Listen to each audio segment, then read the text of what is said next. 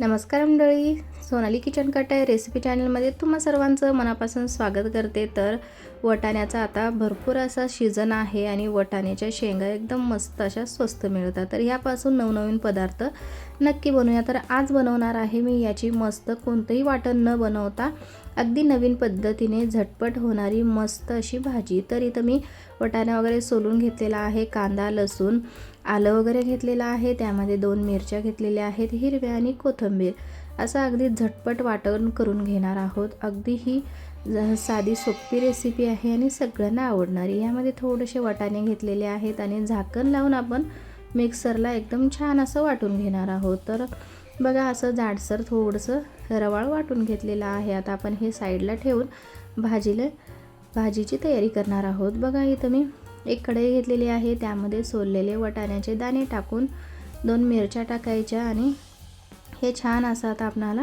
भाजून घ्यायचं आहे। यामध्ये थोडंसं तेल टाकून घेतलेलं आहे। तेल टाकल्यावर वटाण्याचे जे दाणे आहेत ते छान हिरवेगार आणि मस्त भाजले जातात। तर 2 मिनिटं ह्याला मी झाकण लावून भाजते, कारण वटाण्याचे शेंगा अशा तडतड उडतात, त्यामुळे मी झाकण लावलेलं आहे। तर बघा 2 मिनिटं हे छान असं भाजून घ्यायचं आहे मस्त।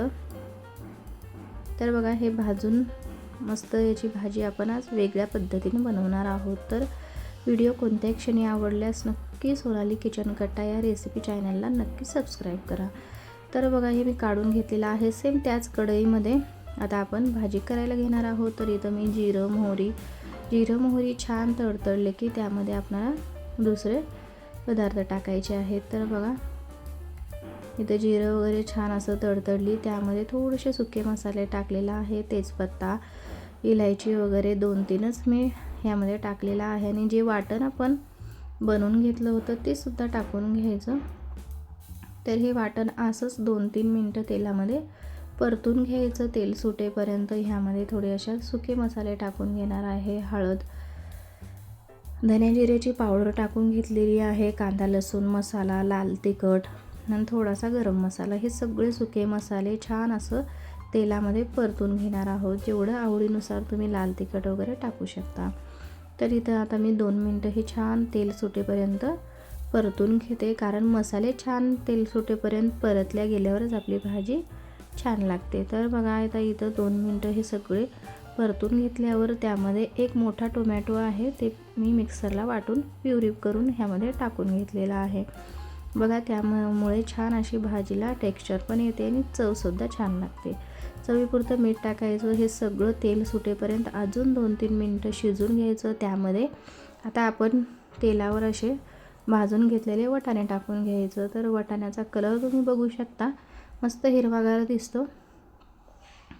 तर आता आपण थोडंसं पाणी टाकून हे एक 5 ते 7 मिनिटं शिजून घेणार आहोत, कारण वटाणे तर आपण तेलामध्ये छान असं परतून घेतलं होतं।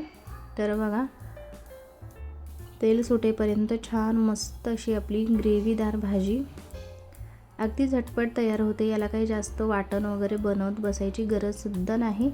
तर अजून एक 2-3 मिनिटं मी छान असं शिजू दिलेलं आहे। बघा तुम्ही भाजीचा कलर पाहू शकता, खूप सुंदर लागते ही भाजी भातासोबत किंवा चपाती फुलके नान कशासोबतही तुम्ही खाऊ शकता। वरतून छान अशी कोथिंबीर आणि किचन किंग मसाला टाकून ही छान अशी भाजी तुम्ही बनवू शकता। नक्की ट्राय करून बघा, अगदी नवीन रेसिपी आहे, नवीन पद्धतीने ट्राय केलेली आहे। तर आत्ताच्या ह्या सीझनमध्ये भरपूर प्रमाणात वटाणे आपल्याला बाजारात भेटतात, त्यामुळे अशा नवनवीन रेसिपी ट्राय करा, तुमच्या घरच्यांना व तुम्हालाही नक्की आवडेल। तर अशी ही झटपट मस्त रेसिपी पाहण्यासाठी माझ्या चॅनलला सबस्क्राईब करा, साईडला दिलेल्या घंटीवर प्रेस करा, जेणेकरून नवीन व्हिडिओचं नोटिफिकेशन तुम्हाला सगळ्यात आधी भेटून जाईल।